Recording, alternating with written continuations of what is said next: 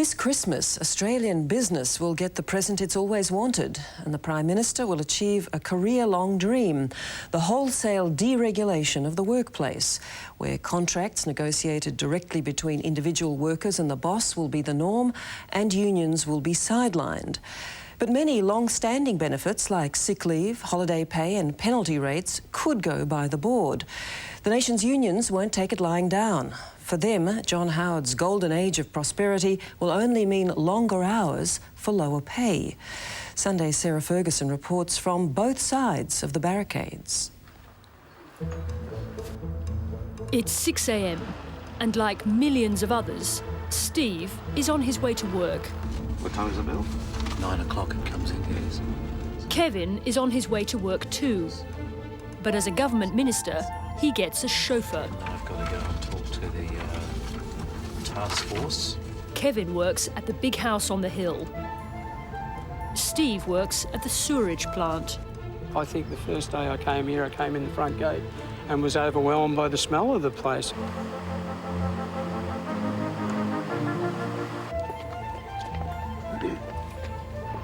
Ladies and gentlemen, this is a historic day.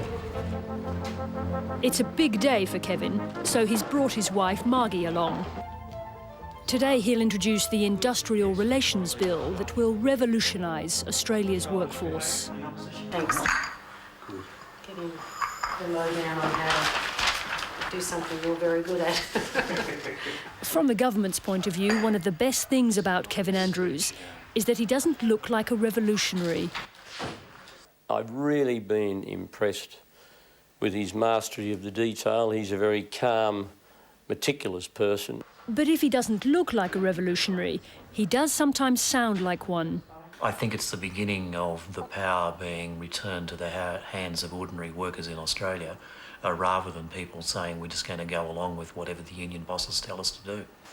With mastery over both houses, the government's now betting its shirt on this mild-mannered minister and his 700 pages of legislation. Labor thinks it's the biggest mistake the Prime Minister's ever made. This government, Watched closely by his staff, the bill goes into Parliament for the first time. to corrupt union bosses. It's Beasley. Yeah. Yes, I think you should actually run that terrorism line against him today. My word, I mean, that is an outrageous line. The next contest is question time. Now, he'll be all overblown and puffed up with rhetoric.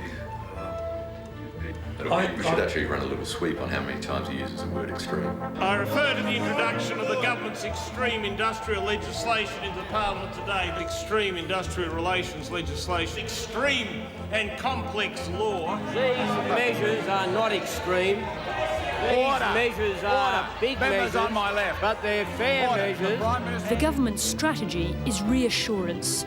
Its slogan could be, "Just trust us." Steve Archer's wages and conditions were set not by the union, but by a private contractor supplying workers to Sydney Water. Here, there are two classes of workers, those on the union award and contract workers like Steve. As the union men leave, they're replaced by contract men. And the reason is simple. Those on the union award get better conditions and better pay. As Kevin Andrews prepares for question time on legislation day, his advisors focus heavily on union abuses. Sutton conceived in 2001 that there were organised crime elements and crooks infiltrating his union. Right. That was at the time we were setting up the Royal Commission. Yep. There is no shortage of expertise. So the advice would appear to be, this isn't about our members, it's about the union. But they can operate as a union in our system anyway. correct. Don't worry about This release is from HIA. Daniel King came from Freehills, the IR law firm that specialises in anti-union strategies. And then ACCI's just encouraging to pass the legislation. We've got between, I think, 7:30 and 10 to record with Fanning, so I just need to... Ian Hankey, the media manager, cut his teeth working alongside Peter Reith on the waterfront dispute. Is it about breaking that nexus between unions and the Labor Party? Well, I think the nexus between the unions and the Labor Party is bad for the unions and bad for the Labor Party. The practical lessons on how to break union power were learnt in the mining industry. Rio Tinto's managing director, Charlie Lenigan, was literally at the coalface. If we go back to the late 80s and very early 1990s, mineral prices were under pressure, and in fact within the Australian environment we really had operations that had institutionalised a whole series of really unacceptable work practices. Industrial disputes were common. Through the early 90s we were very, very resistant to change. We had very strong workplace delegates, and there were issues there that really, things that were done that, in hindsight, we would have been a bit smarter to deal with them a bit differently. But, the sledgehammer that the mining companies took to those issues was really unwarranted. Rio Tinto's strategy was to use individual contracts to break the power of the unions.